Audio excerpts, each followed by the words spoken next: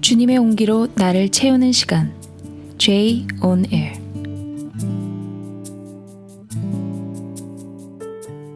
샬롬, J on Air 김인혜입니다. 얼마 전 매주 한국교회와 북한, 다음 세대, 그리고 6 대륙별로 그 주간의 긴급한 기도 제목을 가지고 기도하는 화요중보 기도 모임에서 한국교회를 위한 기도 제목을 보다가 적잖이 충격을 받게 되었어요. 한국 성도 10명 중 약 7명이 굳이 현장 예배를 드리지 않아도 된다는 설문 결과가 나왔다 라는 내용이었는데요. 유럽이나 북미교회 역사에 비해 한국교회 역사가 그리 오래되진 않았지만 한국교회를 지금까지 지탱해온 힘이 있다면 주일 성수, 열정적인 기도 생활, 성도들의 헌신이지 않았을까라는 생각을 제 개인적으로 했었거든요. 저는 그런 신앙의 토대 위에 자랄 수 있었다는 것에 늘 큰 자부심을 느껴왔고 감사했어요. 그래서 코로나로 인해 이 기반이 흔들리고 있다는 사실이 제 마음 안에 큰 경종이 되었습니다. 믿음의 공동체에서 날마다 예배하고 기도할 수 있는 환경이 아닌 치열한 세상 한복판에서 홀로 신앙을 지켜나가야 하는 상황이었다면 저 또한 이런 생각에서 자유로울 수 없었겠다는 생각이 들었어요. 그래서 지금 이때가 주님이 우리 안에 더욱 일하실 때임을 믿습니다. 우리 자신이 기반되었던 모든 터를 허무시고 영원히 흔들리지 않은 터가 되신 예수 그리스도를 더욱 믿음으로 바라보도록 주님은 반드시 우리 안에 새 일을 이루실 것입니다. 여러분도 그렇게 믿으시죠? 이런 상황 가운데 복음과 기도의 삶이 느슨해지지 않도록 주님이 온라인으로 여러 다양한 프로그램들을 허락해 주셨는데요. 상반기에 순회선교단에서 온라인으로 진행되었던 매일 말씀학교라는 7주 과정의 프로그램이 있었어요. 신약 통독과 함께 로마서를 필사하고 매일 말씀 한 절과 찬송가 한 장을 쓰고 암송해야 하는 과제만으로도 도전이 되는 학교였는데요. 어떤 때는 과제라서 의무감으로 하기도 했겠지만 매일 성경을 펴고 읽게 하시는 것만으로도 은혜였고 또 함께라서 가능했던 시간이었다고 합니다. 말씀과 기도만이 우리를 주님 앞에 온전하게 세우는 너무 좋은 통로인 것은 잘 알지만 바쁘고 분주한 생활 가운데 어쩌면 시도하지 못했던 일이었을 텐데 이 팬데믹 상황을 통해서 우리를 말씀 앞으로 이끄시는 주님의 특별한 은혜가 돋보이는 시간이었을 것 같아요. 오늘 제2만두 가게에서는 이 매일 말씀 학교를 수료하신 두 분의 고백을 함께 나누고 싶습니다.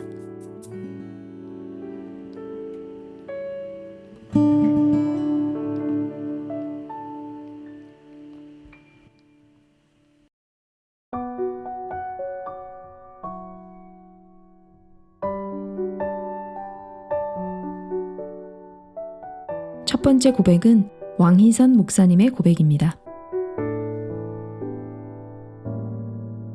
나의 매일 말씀학교 왕희선 형제. 시편 119편 105절. 주의 말씀은 내 발의 등이요 내 길의 빛이니이다. 사람들은 코로나로 인해 팬데믹이라는 상황에 처했다고 한다. 그래서 이전의 삶의 방식으로는 살 수 없고 앞으로도 어떻게 될지 알 수 없는 답답한 상황이라고 한다. 그러나 적어도 나에겐 코로나 때문이 아니라 나의 존재 자체가 코로나 팬데믹 상태로 태어났음을 보게 된다.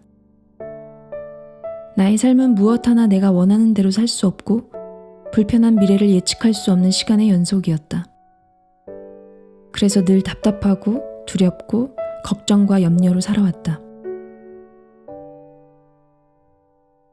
수만 번 실패와 좌절 속에서 겨우 알 수 있었던 것은 내 힘으로는 살 수 없는 인생이라는 것과 하나님의 말씀은 나의 길을 인도하실 수 있다는 것이다. 그런데 막상 성경을 대하는 나의 태도는 전심이지 못했다. 분명히 길이 있고 생명이 있다는 것을 알고 외치면서도 나는 정작 말씀에 목말라 하는 듯 하지만 전심으로 말씀을 붙잡지 않는 게으름과 불신앙으로 외식하는 자였다. 그런 나에게 주님은 새로운 방법으로 나를 말씀 앞에 앉혀주셨다. 매일 말씀 학교는 내가 말씀을 얼마나 존재로 붙잡지 않는 자인지 보게 되는 시간이었고 또한 그런 나를 말씀은 끝까지 붙들고 계심을 보는 시간이었다.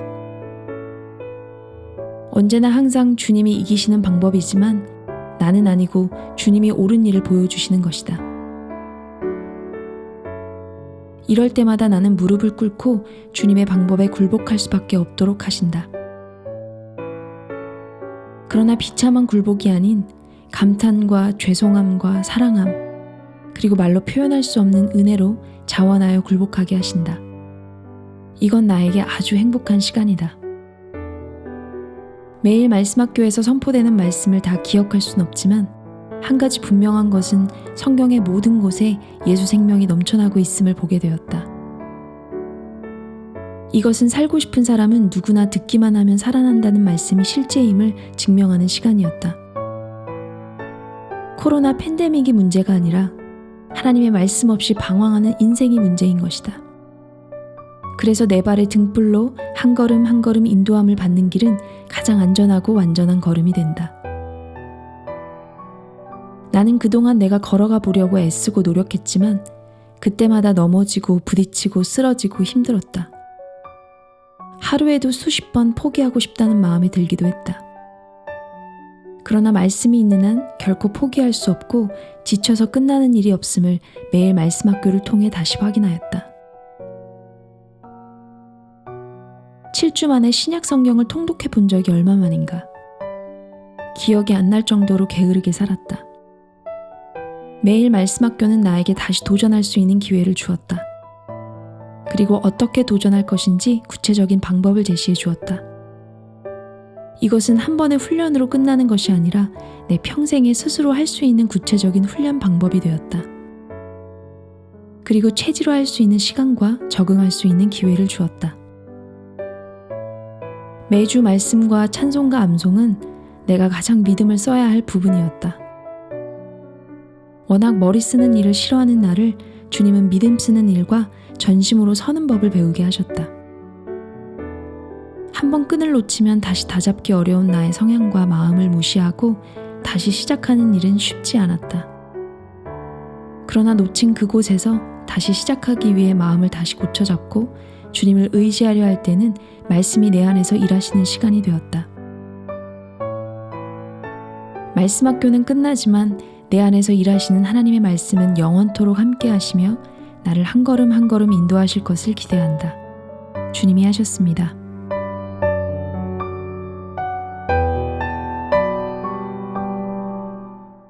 참 감동적인 나눔이죠. 나눔 초반에 나의 존재 자체가 코로나 팬데믹 상태로 태어났음을 보게 된다. 그리고 코로나 팬데믹이 문제가 아니라 하나님의 말씀 없이 방황하는 인생이 문제인 것이다. 그래서 내 발의 등불로 한 걸음 한 걸음 인도함을 받는 길은 가장 안전하고 완전한 걸음이 된다. 이 표현이 마음에 와닿았어요. 저도 얼마 전 암흑과 같은 저의 마음의 상태를 직면해서 보게 되었거든요. 끊임없이 사탄의 거짓말과 스스로도 지킬 수 없는 저의 기준과 이기적인 생각들에 온통 저의 마음을 내어준 채 살아가는 모습은 영락없이 주님의 말씀을 온전히 붙들고 있지 않은 순간이더라고요. 그래서 다시 말씀 앞에 섰을 때 주님이 두려워 말고 믿기만 해. 그러면 살 거야. 이렇게 말씀해 주시는데 저를 가리고 있던 수건이 벗겨지는 것 같았어요. 왕희선 목사님의 고백처럼 언제든 넘어질 수 있고 오래된 습관과 성향을 무시하고 다시 도전하고 시작하는 일이 쉽지 않지만 믿음을 쓸 때 주님의 말씀이 우리 안에서 일하시는 것을 반드시 경험하게 되는 것 같아요. 귀한 나눔 감사합니다. 그러면 여기서 주님의 시선 그리고 부제는 나는 38년 된 병자입니다 라는 찬양을 듣고 동일하게 매일 말씀학교를 수료한 이성경 집사님의 고백을 듣도록 하겠습니다.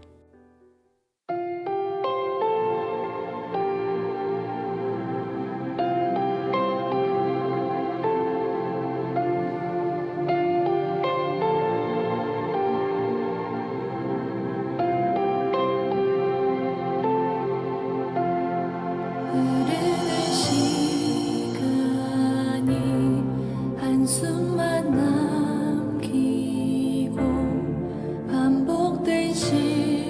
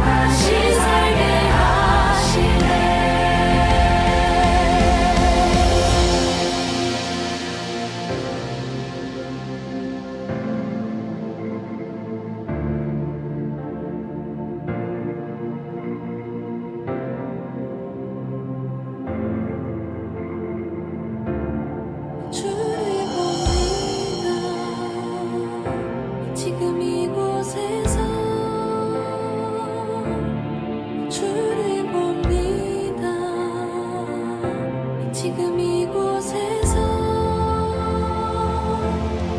주를 봅니다. 지금 이곳에서 주를 봅니다. 지금 이곳에서 주를 봅니다. 지금 이곳에서 주를 봅니다. 지금 이곳에서 주를 봅니다. 지금 이곳에서 주를 봅니다. 지금 이곳에서 주님의 시선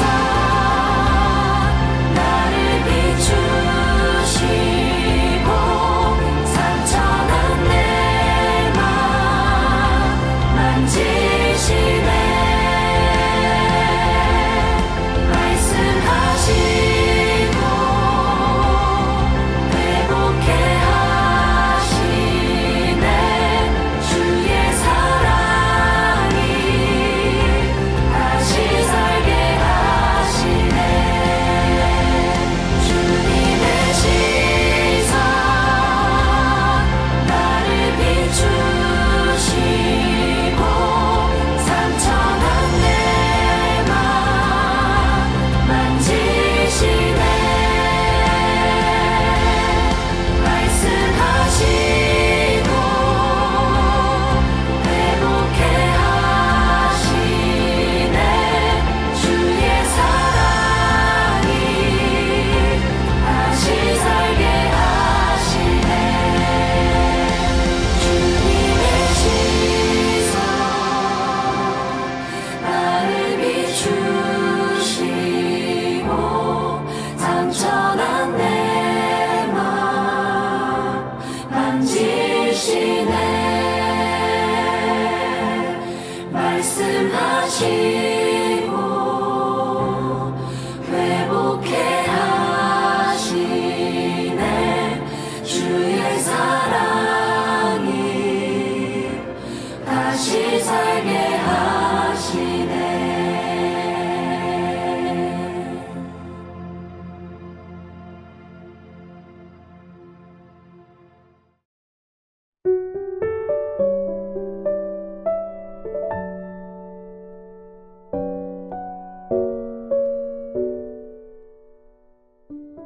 나의 매일 말씀학교 이성경.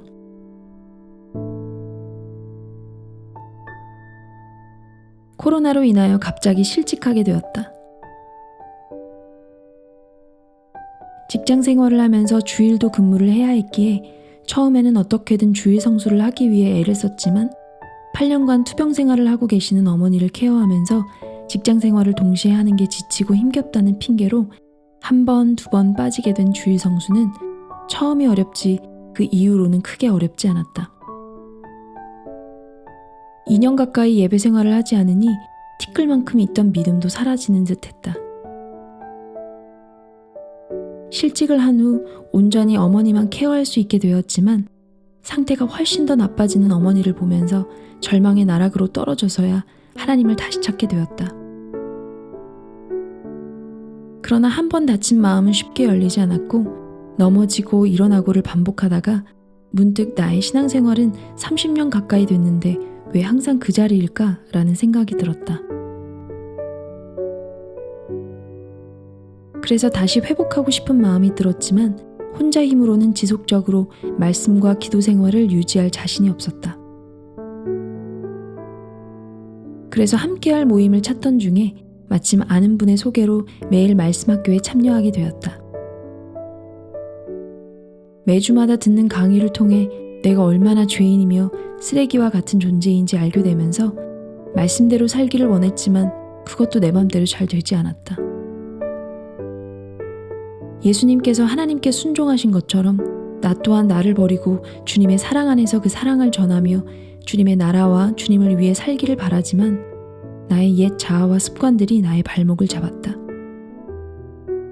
나는 왜 말씀대로 살 수 없는지, 매일매일 나와 싸우면서 주님이 나를 도와주시지 않으면 난 한 걸음도 앞으로 나아갈 수 없는 연약한 존재임을, 주님이 아니면 나는 먼지와 같은 존재임을 알게 되었다. 주님을 더 알고 주님을 닮기 위해 과제와 말씀 통독을 틈나는 대로 하기로 결단했지만 왜 이리 졸린지, 네가 이기나 내가 이기나 해보자는 심정으로 앉았다가 일어서서 돌아다니면서 졸음을 깨워가며 읽었다. 처음에는 단어 하나가 마음에 들어오다, 그 다음은 2개, 그 다음은 문장. 점점 성경 읽기가 재미있어지기 시작했다. 그러나 또 여러 상황과 환경이 날 힘들게 해서 다 포기하고 싶다가도 과제는 해야 하기에 다시 시작하고 넘어지고를 반복하고 있었다. 그러다 어느 순간 갑자기 코로나가 더 기승을 부려 단계가 올라간다는 뉴스를 접하면서 또 예배를 드릴 수 없게 되는 상황에 오려하자 문득 이런 생각이 들었다. 이러다 열방의 지하교회처럼 우리도 목숨 걸고 주님을 믿어야 할 때가 오면 어쩌지? 예수님 믿다 적발돼서 내가 예수님을 배신하면 어떡하지? 라는 생각에 두려움이 끝도 없이 내 마음을 흔들었다. 주님, 제가 주님을 배신하려고 하면 차라리 저를 벼락 맞아 죽게 해주세요. 이렇게 기도했다. 내가 주님을 배신할까봐 너무 무서웠다. 성경을 보다 보니 베드로 사도가 나와 성향이 비슷하다 느껴졌고, 베드로 사도도 주님을 사랑한다고 했지만 결국 주님을 부인한 것처럼 나도 그런 상황에 처했을 때 그렇게 예수님을 부인할 것 같다는 생각이 들어 한 주간 너무 힘겨운 시간을 보냈다.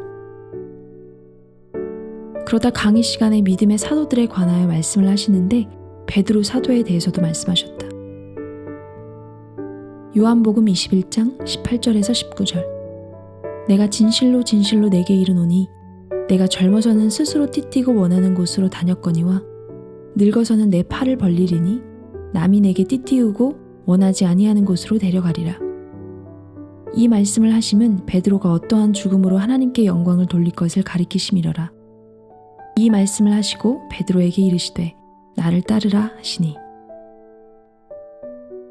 베드로가 연약하여 주님을 배신할까 두려워할 때 주님께서 베드로를 끌고서라도 결국은 주님께 영광을 올려드릴 수 있는 순교의 자리로 가게 하신다는 말씀을 들을 때 내 마음속에서 뜨거운 것이 올라와 주체할 수 없는 눈물이 하염없이 흘렀다. 아, 하나님께서 결코 나를 배신하게 두시지 않는구나. 끌고서라도 주님께 영광 돌리는 삶으로 인도하시는구나. 이런 깨달음이 오니 나는 너무나 감사하면서도 순교라는 단어에 조금은 겁이 났지만 누구보다 나를 잘 아시는 주님께서 이런 겁쟁이인 나를 주님의 순리대로 인도하실 거라 믿는다. 언제 어느 때나 주님이 사용하시기에 편하시도록 말씀과 기도로 무장하여 넘어지더라도 포기하지 않고 주님 오실 그날을 기대하며 항상 깨어있을 수 있도록 경계 또 경계하면서 한 발 한 발 앞으로 전진하자.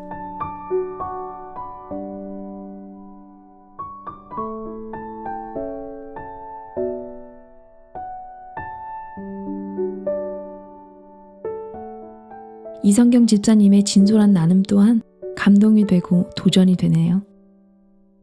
저도 가끔 주님이 나를 순교의 자리로 이끌고 가시면 어떡하지? 주님을 배신하지 않고 어떤 상황에도 끝까지 주님을 따라갈 수 있을까? 북한 성도처럼 믿음을 지킬 수 있을까? 이런 질문들을 제 안에 해보거든요. 저만 그런 건 아니죠?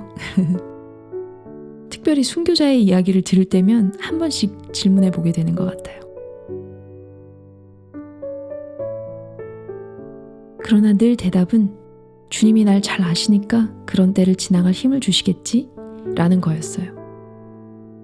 하루하루 주님 뜻대로 살아가는 것도 오직 주님이 힘주시고 인도하셔야만 살 수 있으니까요. 매일을 그렇게 순종하다 보면 주님의 영광을 위해 죽는 자리까지 가게 되겠죠? 은혜를 나눠주신 왕희선 목사님 그리고 이성경 집사님 정말 감사드립니다. 두 분뿐만 아니라 함께 말씀 앞에 서셨던 모든 분들이 매일의 삶의 말씀을 통하여 주님을 더 깊이 누리는 자리로 나아가시길 기도합니다. 얼마 전 이런 기사를 보았어요. 1990년대 중반 이후 출생한 Z세대 사이에선 갓생 살기가 유행처럼 번지고 있다. 갓생은 좋은 것을 표현할 때 접두사처럼 붙이는 갓과 인생을 합친 신조어다. 훌륭하고 모범이 되는 인생이라는 뜻으로 흔히 사용된다. 소소한 성취감을 얻을 수 있는 일을 규칙적으로 하는 것이 갓생의 핵심이다. 코로나19 확산으로 집에 머무는 시간이 늘어나고 외부 활동과 대인관계를 통해 성취감을 얻지 못하는 상황이 이어지면서 이런 삶의 방식을 실천하는 10대, 20대들이 늘고 있는 것이다. 라디오 맨 처음에 나눴던 것처럼 코로나로 인해 한국교회가 큰 위기를 맞게 된 상황도 한편의 모습이지만 이 시간을 통해 사람들의 마음 안에 눈에 보이는 화려한 것만이 전부가 아님을, 인생을 살아감에 있어 무엇이 진짜 필요하고 가치 있는 것인지 진지하게 묻고 답을 찾아가는 다른 한편의 모습도 존재한다는 것이 큰 위안이 되더라고요. 이런 모습이 다음 세대 안에 일어나고 있다는 게 놀랍지 않으세요? 앞으로 주님이 하실 일이 더욱 기대가 됩니다. 만두님들, 우리도 갓생을 시작해보면 어떨까요? 하나님과 함께하는 인생 살기. 이렇게 살기 시작하면 우리의 삶에 엄청난 변화들이 일어날 거예요. 마지막으로 같이 걸어가기란 찬양 들려드리면서 인사드릴게요. 한 주간 갓생하며 주님을 더욱 누리시는 은혜의 시간 되시길 바라며 지금까지 죄이온에어 김인혜였습니다.